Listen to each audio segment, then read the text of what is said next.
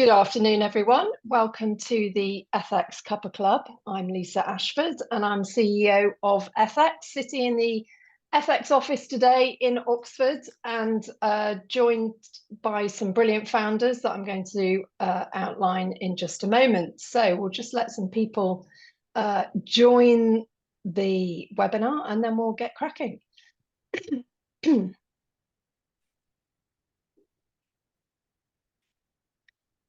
Good, welcome everyone.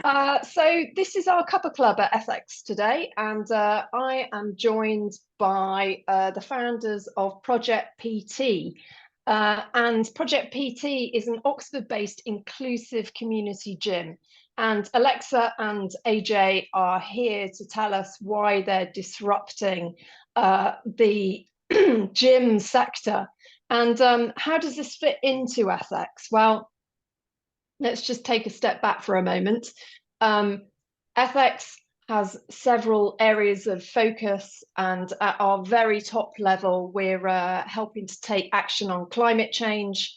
We're building fairer societies and building resilient communities.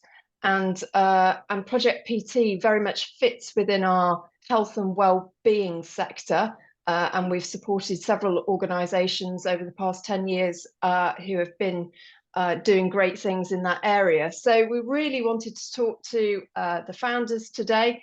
We're going to be talking for about 45 minutes, and you can submit any questions that you have via the chat function, and I will feed those into the conversation. Just to remind everyone, this is a recorded webinar which we'll send out with any resources that come up during the course of the discussion. It is not financial promotion, but you can use this information to help inform you about what the organisation does and the people behind it. And we're not able to give any personal financial advice. Please do seek out an ethical financial advisor if you require any specific advice. Good, so without further ado, so welcome guys, brilliant to see you again. We met at the Ethex 10 Years of Impact report recently, and it was really great to see you there and to be able to speak to you today to tell us more about why you're the winning team behind Project PT. You're really transforming the stereotype of what a gym is in terms of the type of space that the gym is housed in and the services you provide and who the customers are, making sure it's inclusive for everyone. So if you'd like to introduce yourselves and then tell us more about yourselves and why you're specifically the right people for expanding Project PT. Hi, my name's Alexa. Thank you very much to everyone who is joining us today. So I've been involved in the fitness industry for over 10 years now. I've been a personal trainer. During that time, I've worked with hundreds of different people and watched them grow as human beings. Previous to that, I've worked within schools with children with additional needs and supported them in those areas. AJ, on to you. You're not going to admit, Alexa also had a professional career in sport as well, so has sort of witnessed and been part of that difficulty being a female playing in a professional space as well. But she's not going to tell anyone about that, so I'll tell everyone. My name's AJ. I've been in the fitness industry for over 20 years. Through that time, I've kind of worked with some of the big chains. So Fitness First, who started in the early 80s and sort of transformed the industry and then moving into kind of the budget sector as well. My role was to open sites, was to find spaces that those sites needed to be in and then to market and sell them and prepare the team to open those. Alongside that, I've been a personal trainer and also volunteered in the youth justice sector. So I've done quite a bit of detached volunteer work, working with young people from deprived areas, helping them to kind of find their platform and to really realise their strengths. Brilliant, thank you. And thank you for singing Alexa's praises, because I was going to do it if you weren't, so well done. So So we have had some questions from some of our investors, which I think is totally fair, but we're going to completely bust those myths. So some people have said, well, how is an investment in a gym classed as an ethical investment? But you and your team are doing things really differently. So can you tell us more about how the space and the classes within the gyms make a real difference to the lives of people of all backgrounds and ages, and tell us how you bring that sense of community within the space that you currently have in Oxfordshire? Yeah, definitely. So I think the first thing that makes us different is that 17% of the UK population have gym memberships, 83% don't.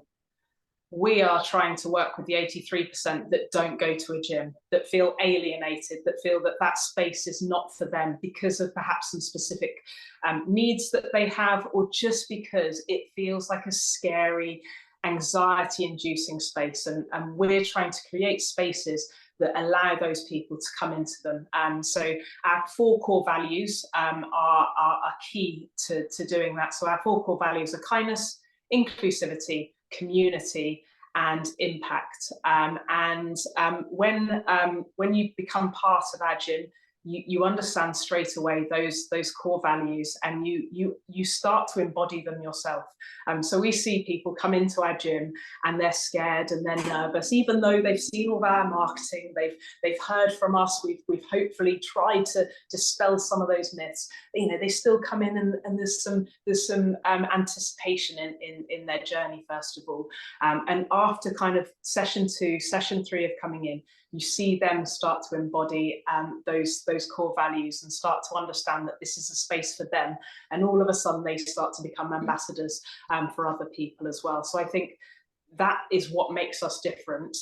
The types of people that we engage with, Alexa? I think that inclusivity has allowed us to work with so many different people, because they understand that it's a safe space for them to come. So whether we work with older population, people coming back from cancers, breast cancers, menopause, people coming back from injuries, as well as people who are just starting out going to university, who are new to the community and heard that we're a space that they can come to meet like-minded people.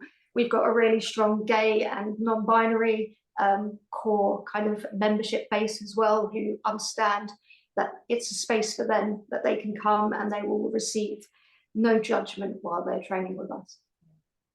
Yeah, I think we're going to go ahead. Sorry, AJ.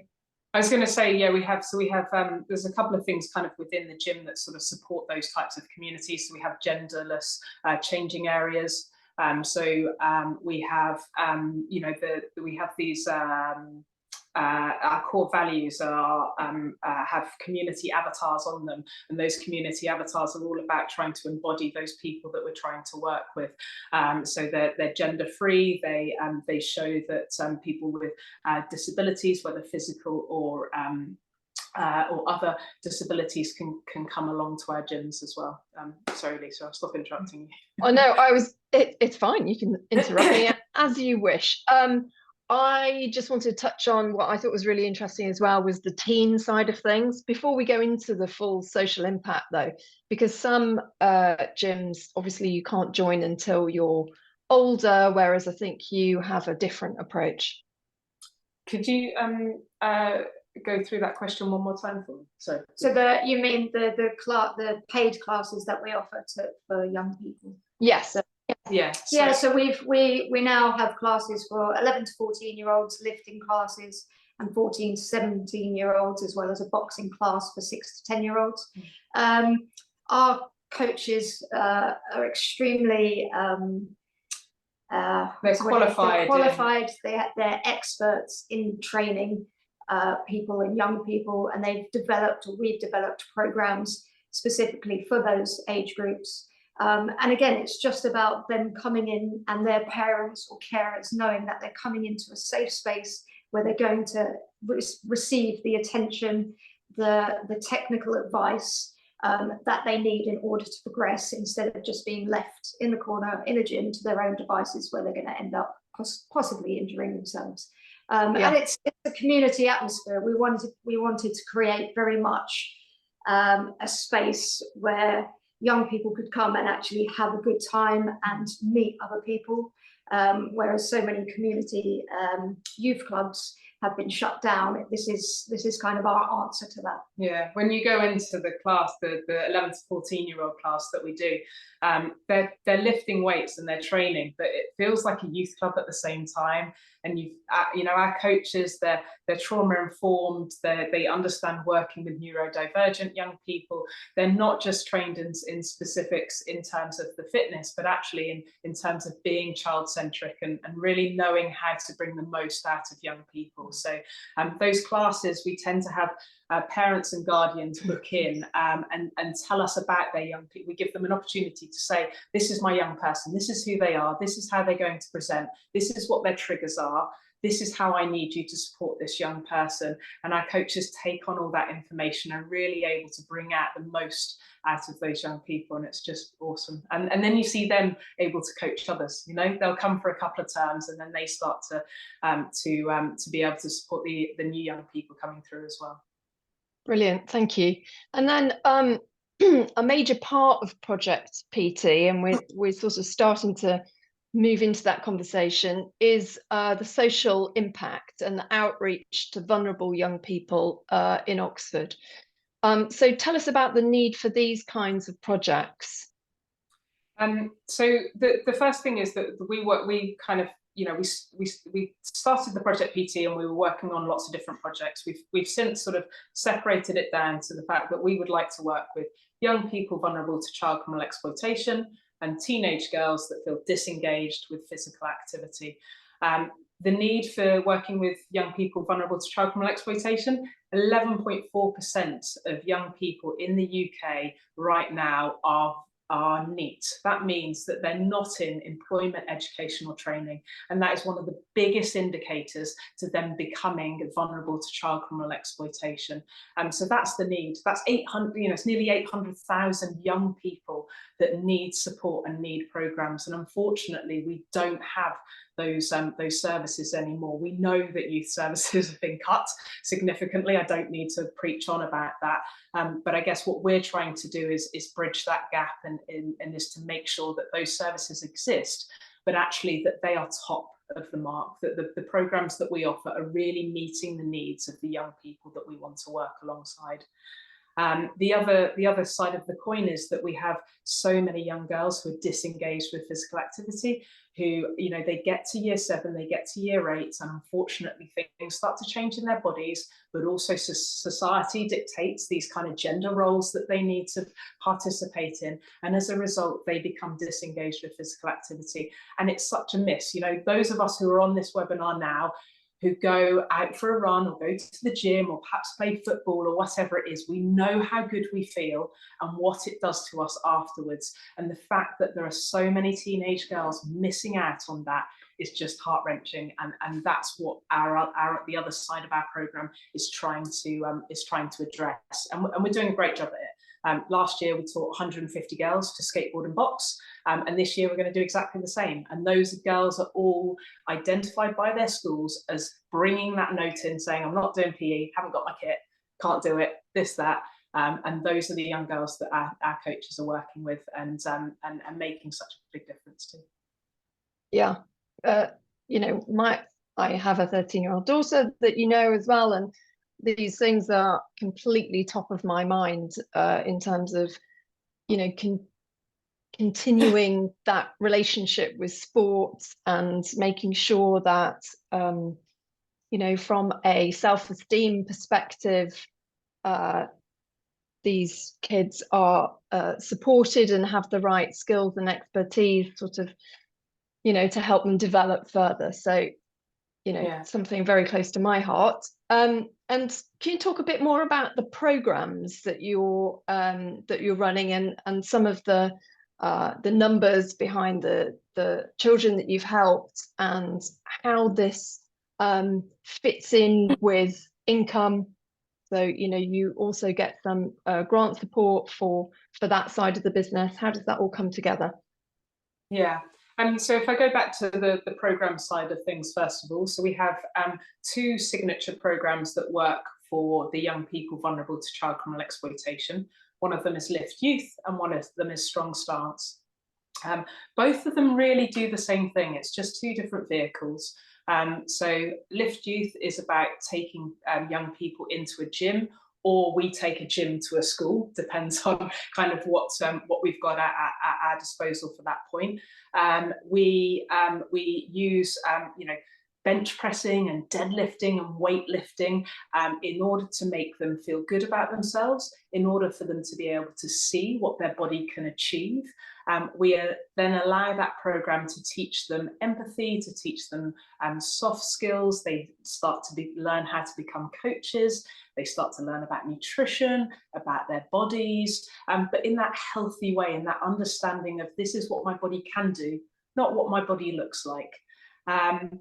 The same with our Strong Stance program, but the difference is we use boxing instead. So boxing is that medium. That program, the extra added bit for that is that it allows them that opportunity to challenge aggression, to challenge that emotional intelligence, in order to be able to support them in scenarios that they may find themselves in that are outside of the gym. Both of those programs, we have qualifications that we have written for those programs, but with those young people in mind. So understanding that these young people don't want to be sat at a classroom, they don't want to be at a desk, that perhaps they don't have the same numeracy and literacy skills as some other young people of their age. And the program allows them to kind of build the journey, to build their qualifications for them, and to allow them to navigate how they want to learn within that program. By the end of it, they get a nationally endorsed qualification and an opportunity to kind of get that certificate and go, school said I wasn't doing well, but I am. And I can learn, and I can achieve something, and I've got this. And it's just that extra kind of stepping stone for them to think, I can try something else now, because I was able to do this. I've just left the gym to come home for this.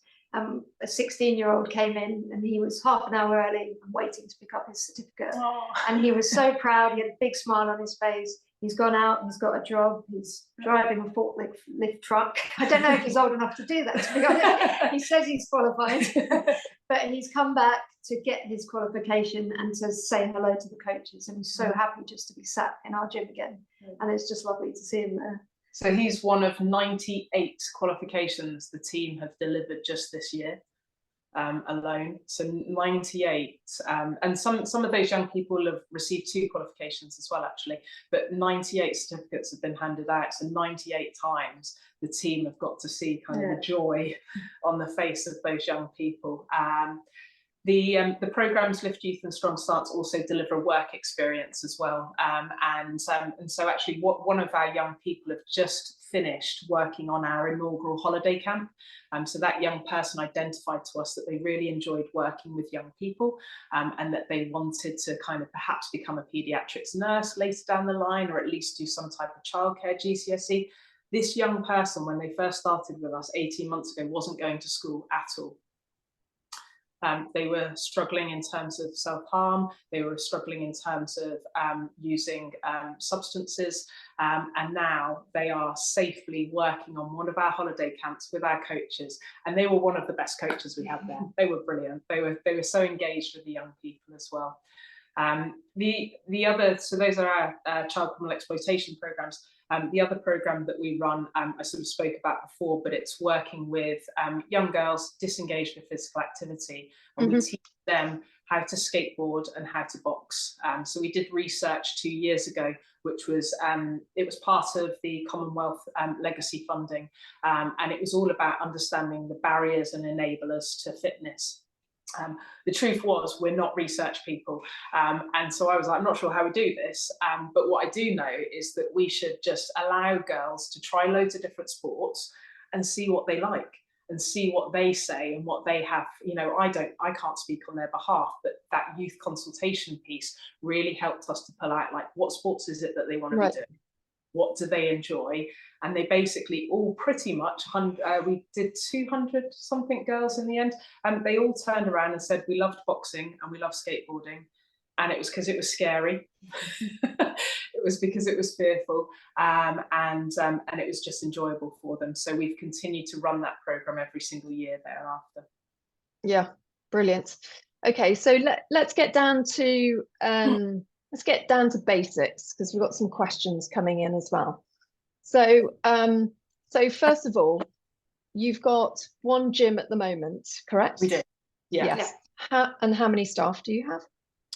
There's 11 of us in total right Okay. now. Soon to be 12 when a new person starts on Monday, actually. Okay. And one of the questions is, love what you're doing. Gyms are, I think, notoriously difficult to be profitable. How are you making your gyms profitable? And then we'll talk about the growth once we've sort of focused on what you're doing right now. Yeah. How are we making? I think that okay. So gyms rely on 30% of members not turning up. We've turned that on its head, and we want every single person to turn up and to come along to the gym and to achieve. And I think that's what's making the difference for us, is that actually we're not needing to spend too much money on marketing. We're getting a huge referral back into the gym, and we're actually able to sell extra products. We know if someone's already buying from us, they're 70% more likely to buy again from us. And that's why we have our children's programs, because actually the parents and the guardians are already members. So we're just reselling to them in terms of our holiday camps and our children's programs, but we also do extra courses as well that perhaps are different. So we do back pain courses, running workshops, which are just a little added extra product on that I think I know I've been in the industry for many years, other gyms aren't doing. They're relying on a monthly reoccurring revenue from their members and knowing that 30% of them are just not going to come, and that they have to put X percentage of money into their marketing on a monthly basis, and that when it comes to January and September, they need a huge influx of members to come in order to sit in their gym for the next 12 months. We actually don't see the same seasonal changes in our membership as well. So we have a consistent kind of amount of members staying with us. And they stay with us for longer. Yes, yeah. And our members stay longer as well. Good. And I remember from the document that you've been profitable every year, which is a really strong foundation for growth. Yeah. And so tell us about that growth. Tell us about you're raising £350,000. You've reached 20% already, which is brilliant. How are you going to use that money? And tell us about your growth strategy. Yeah. So in terms of profitability, our sales have gone up significantly year on year. So kind of our first proper trading year, we took 75,000 in commercial money. We went to 150 the next year, 200 the following year, and we're on track for 300 this year. So our commercial kind of growth has been I'm pretty happy with it in terms of that. Profitability wise, actually our GP has increased year on year, which, those of you who are in business know that actually a service industry GP wise, it should be starting to sort of decrease or at least stabilize, but actually it's increasing for us.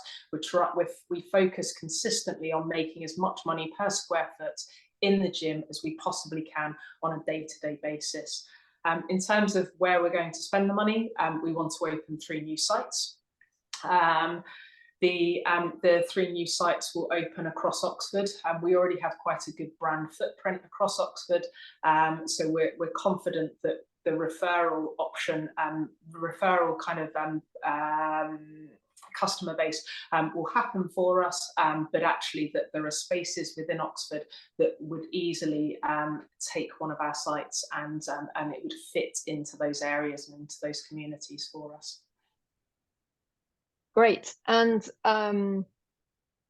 so many questions. I think that there's just have a look. I can't see them, so if you can... No, that's okay. I'll feed them in, don't worry.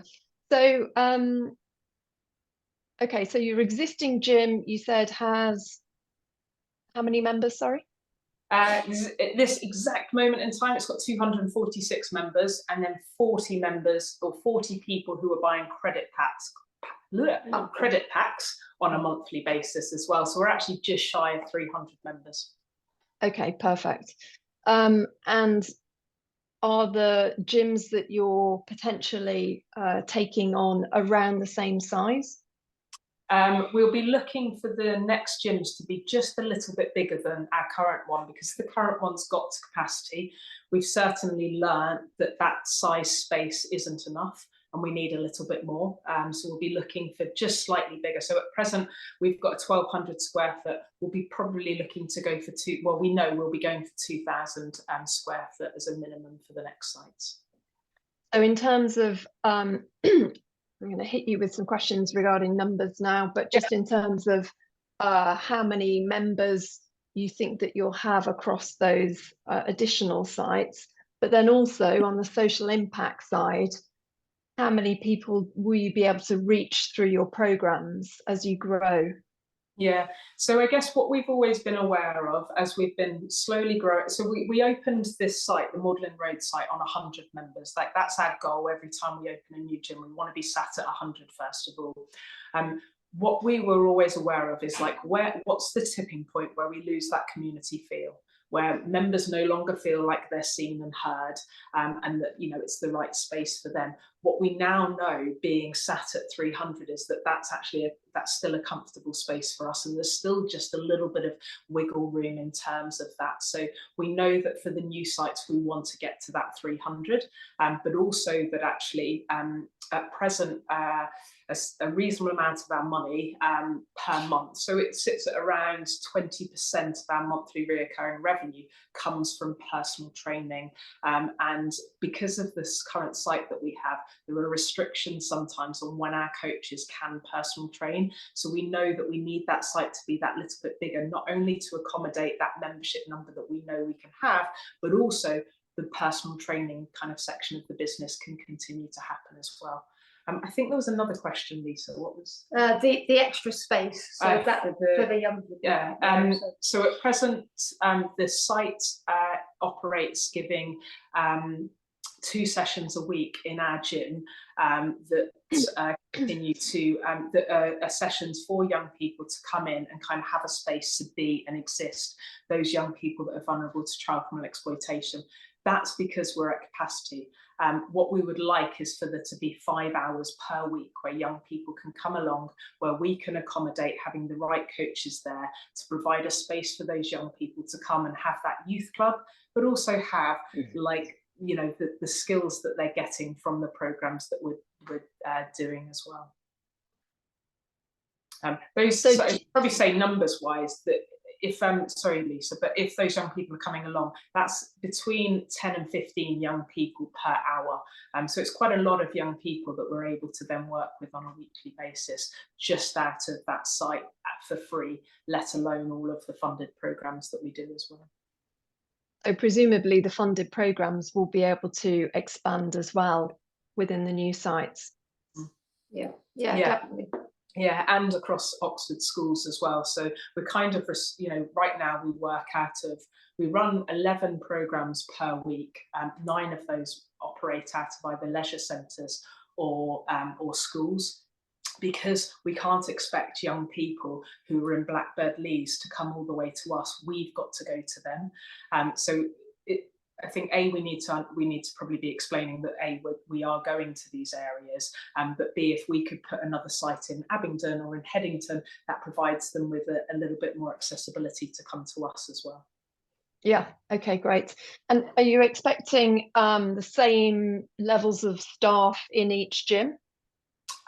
So at present, the 11 that I told you about there, a couple of those are senior managers and 3 of them sit in our social impact team. Within an actual gym itself, we would have 3 to 4 core members of staff that work in each site. Right, brilliant. Thank you.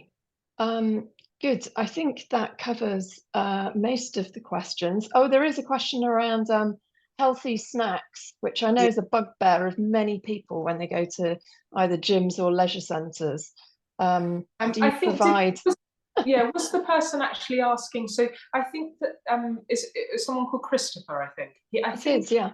Were they asking actually about whether it was on our programs that we provide? I think that's probably what they meant, and that's a really key thing. So our team, we have a van that goes out to all of the sites, and there is consistently food on that van for young people. We have so many young people that unfortunately right now turn up that haven't eaten, haven't had breakfast that morning, perhaps haven't even had dinner the night before. So we generally have to provide them with food, first of all, before the session starts. And we, of course, provide them with healthy food, but it's important to note that that food it's not a carrot, it's not an apple. That's not what these young people they need. They need calorie-dense food that they're going to eat, and that is actually going to give them the energy that they need. So the food that we do is we make smoothies with them. So we've got a smoothie machine that comes out on the road with us. We provide them with flapjacks, with protein bars, with various bits and pieces that we know that they're going to eat, but also that is at least promoting that version of healthiness that is meeting their needs. If I give some of these young people an apple, they're not going to eat it sometimes. And it's not going to be calorie dense enough to actually support them. This is a great question by Martin. Yes. How do you manage safeguarding between open access for general members and presumably closed access for vulnerable young people? Yeah, so it's just closed access. So that's part of the, I guess part of our commitment is that the gym is closed during the times where vulnerable young people are coming into the site.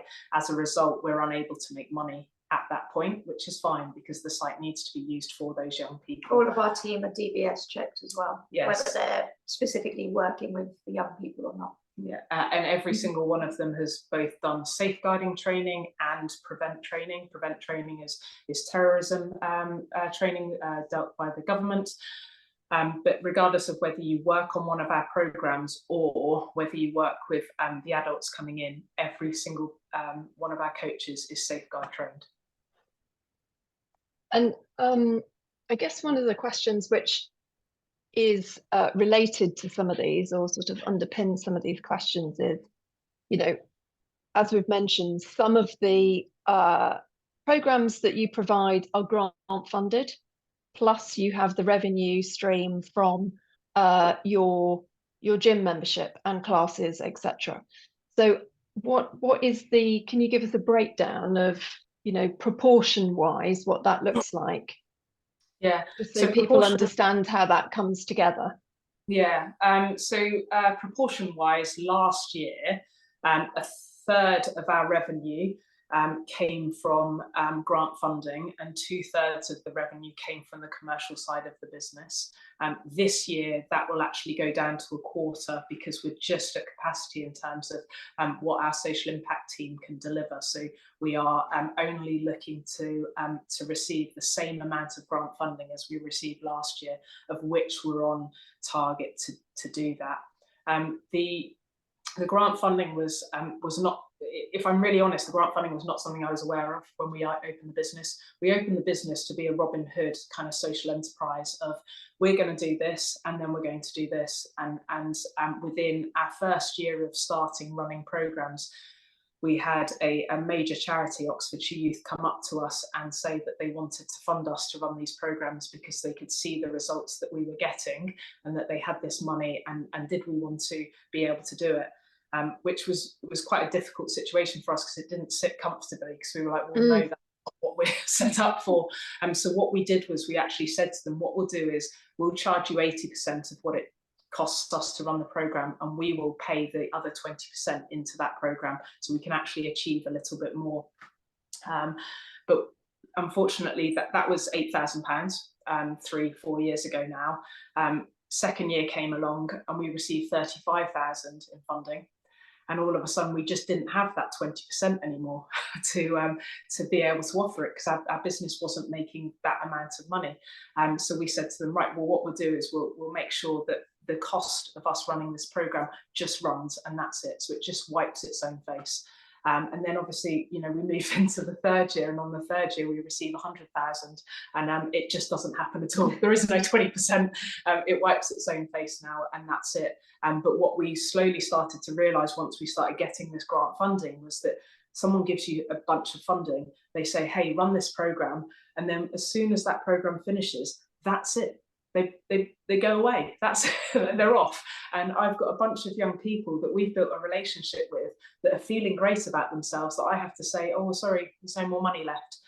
So that's what we don't do. So we have a policy called the Lost Youth Policy, and that is that what's called the No Lost Youth Policy, and that is that every young person can continue to be signposted onto a different one of our programs, or we will create a new program in order to make sure that those young people are able to continue working with us for as long as they need to.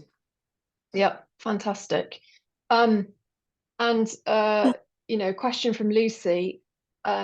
So it sounds like with the growth in the new gyms, you'll be able to obviously service, you know, a growing number of customers, plus you'll be able to expand your social impact programs that you're delivering as well. I have every confidence that you will achieve your target, and obviously everyone who's listening can help that happen. What happens if you don't raise? So the truth is, we could, so the first site, well, we had a site before Magdalen Road, we had a high street site. In order to open Magdalen Road, we were in our infancy, we were able to finance that. We took on a very small angel investment, and we financed the rest of that site. We could have opened new sites right now and financed them. We've been offered that money. The truth was, we wanted to use Ethex platform to raise awareness for what we were doing, to raise awareness that there needed to be more money put into youth services and to build a larger community for us. So we're not just here to get money, but actually if there are people on this call that feel like they could support us in terms of signposting, in terms of work experience opportunities for our young people, or whatever that looks like, that community collaboration, that's why we've decided to do this. Yeah. So the answer to the question is, we will use the money that we have to open those sites, and then we'll just go and get finance. The truth is, I would rather that we're able to get this money through FX, not to get it through banks, because they don't sit with our company values. This and you guys sit with our company values. We were introduced to FX X amount of years ago, and we knew that this had to be our trajectory, this had to be our journey. Well, obviously that is music to my ears, and it's true. You know, it's, well, one of the things that businesses do and communities do say is that obviously we are offering people an opportunity, or you know, those founders an opportunity to get like-minded, ethically minded backers who will hopefully not just be quiet investors, but also, as you say, advocates for the business. Yeah. And be able to spread the word. So this is, sorry, the phone is ringing in the background. I have no idea why. So just a last question. I'm going to have one more question, and then I'm going to also get you to just provide a, you know, rounding summary for me. So interesting question. Could you get yourself badged from the health angle of social prescribing? I don't know whether that makes sense to you, but so we sort of do that, but not entirely. So there's lots of different kind of avenues that we would like to go down, and I guess, you know, there's an element of me that's that entrepreneur of like, that's something that needs fixing, let's go off and do that. That's something that needs fixing, let's go off and do it. And certainly social prescribing is definitely something that we need to look at. We're a small company, we have certain resources, so we have to kind of refocus, but we have been over the past 2 years working on a program called Move Together, which it's in our offer document, and it's a program where we have personally delivered in-house personal training sessions to people vulnerable to trips and falls or coming back from cancers, and provided them with 6 personal training sessions and then signposting onto different things. So I guess we've dipped our toes in terms of a little bit of it. There's definitely kind of more that we could look to do. I think we just need to wait until we're a little bit bigger and have sort of more resources from a human resource perspective before we start to look into other things.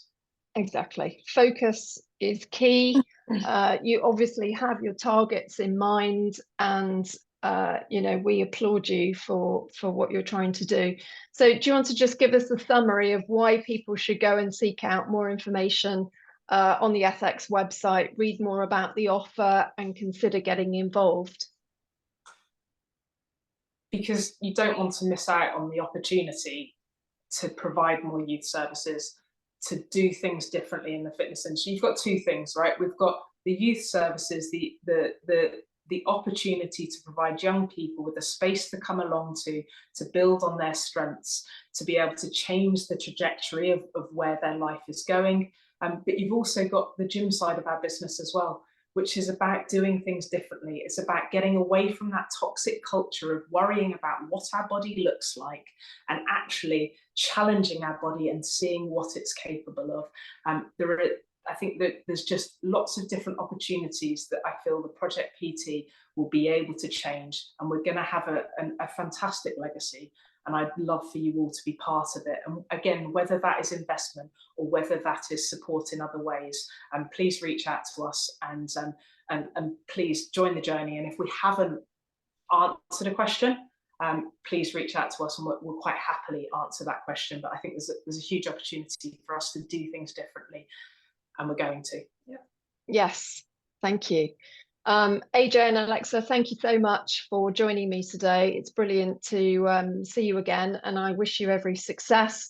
Everyone listening, please do look on the website. There is a lot more information for you there. There's video, there's an offer document, and as AJ said, they're happy to answer any more specific questions that you have. So thanks again for today, and look forward to seeing you again soon. Thanks very much. Thank you very much, everyone. Thank Cheers. you. Bye-bye. Cheers. Bye.